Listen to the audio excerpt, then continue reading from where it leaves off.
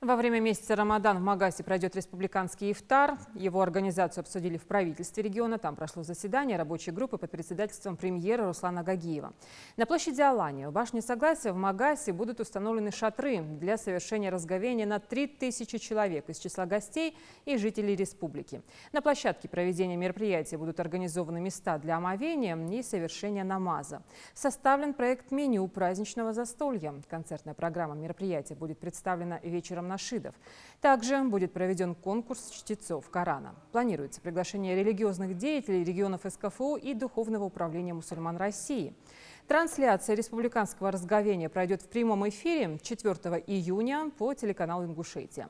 Руслан Гагиев отметил, что все должно пройти на высшем уровне. Поручил обеспечить установку электрического освещения в каждом шатре, звукового и светового оборудования, установку экрана, дежурство бригад скорой помощи, а также обеспечить охрану общественного порядка и мероприятия по противопожарной безопасности.